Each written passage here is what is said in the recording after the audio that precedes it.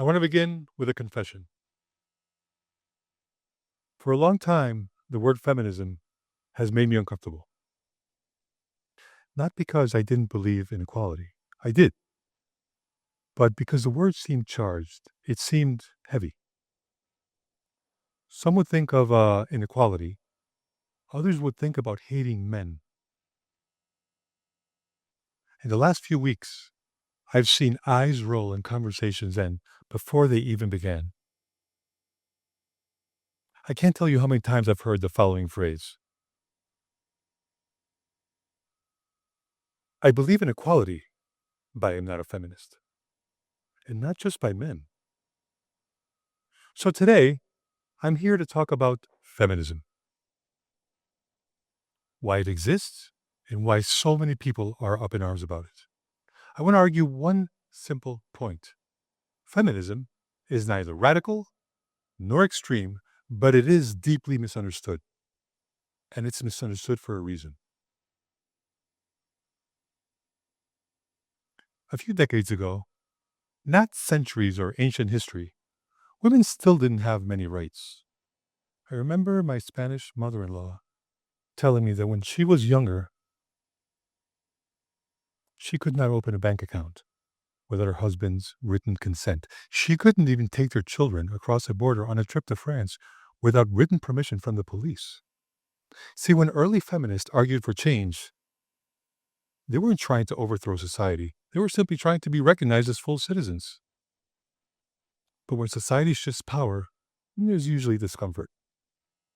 Progress often seems radical before it becomes normal. In essence, feminism is the belief that women should have the same rights and privileges in every area of life. Not more rights than men, not less, just the same. It can be elegantly explained with the following mathematical equation. I'm going to throw some math at you now, so please be ready. That's it. Women's rights equals men's rights. Again, not more rights than men, not displacing men, just equality. So why does such a simple notion cause so much discomfort? Well, to answer this question, we have to introduce yet another word that is even more misunderstood than feminism itself. Patriarchy. Patriarchy is not a group of men. Patriarchy is a system. It is a social system, one that gives men more power, more authority, more freedom, more privilege, while limiting the roles and choices of women. Because patriarchy is a system, men because patriarchy is a system, men are not to blame for the privilege it confers them. Think of patriarchy like a software running in the background of society. It shapes our assumptions, our expectations, our beliefs, without us even realizing it. Now, here's the connection between patriarchy and feminism. Feminism exists because patriarchy exists. Think of it as patriarchy is the problem being described. Feminism is the solution to that problem. Let's make this concrete. Imagine we're in a school and there's some group work in class. Without anybody explicitly saying it, a student, usually a boy, will end up leading.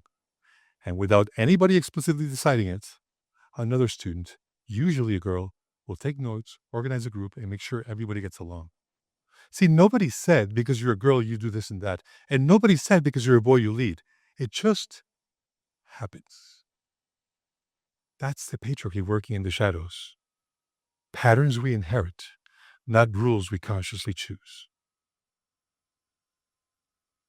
Here's where one of the biggest misunderstandings creeps in. When people think of patriarchy, they think it's an attack only on women. It's not. I mean, sure, patriarchy is going to favor some men, especially those that are already in power, but it mainly limits most men socially, emotionally, and psychologically. From a very young age, boys are taught rules that they never agreed to. Don't cry. Don't ask for help. Don't show fear. Don't be too emotional. That's the patriarchy software doing its outdated work in the background. It says that men must be strong and unemotional providers, and that everything else is weakness. Feminism challenges this system, not to weaken men, but to free them. Free them so that they can realize their privilege and help women in the struggles for equality. Free them so that they can act according to their emotions. Free them so they can set culture in motion. And as my predecessor says in this TED Talk, towards the light. I remember talking to a male friend once, not too long ago, and he began crying. I don't remember why he was crying, but I remember exactly what he told me. He said, "Sorry, that was weak." Who said that crying is weakness? See, patriarchy tells us that emotional honesty is failure. In a more feminist world, boys would not be afraid to talk about their anxiety. Men would not feel the need to measure their worth in status and money. And admitting that you don't know something would not be losing dignity. That is not anti-men. That's just pro-human. Now, there is a reality we have to face. Most positions of power right now are still held by men.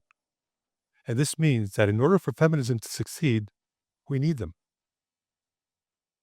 Whenever someone challenges a sexist joke, whenever fathers stay home to raise their children, whenever men speak publicly, privately, or in a public forum such as this about feminism, the patriarchy is weakening. And when the patriarchy weakens, feminism strengthens and everybody is more free. Look, the uncomfortable truth is that feminism probably isn't such a great word. Instead of asking, "Are you a feminist?" a question that already causes a lot of discomfort, try asking this: should gender decide or determine how safe someone feels? Should gender limit opportunity and growth? Should gender decide who leads, who listens, and who sacrifices? If the answer to these questions is no, then feminism is probably something that you already believe in. The bottom line is this: feminism does not have to be a word that ends conversations. I invite you to make it a word that starts conversations. But call it feminism, call it gender equality, call it whatever you want to call it. But don't get stuck on the word, because the word matters much less than the goal. And the goal is very, very simple: a society in which no one's freedom, opportunity, or worth is limited by their gender. That's not radical. That's just reasonable. My name is Foinquinos. I am a feminist. Thank you for listening.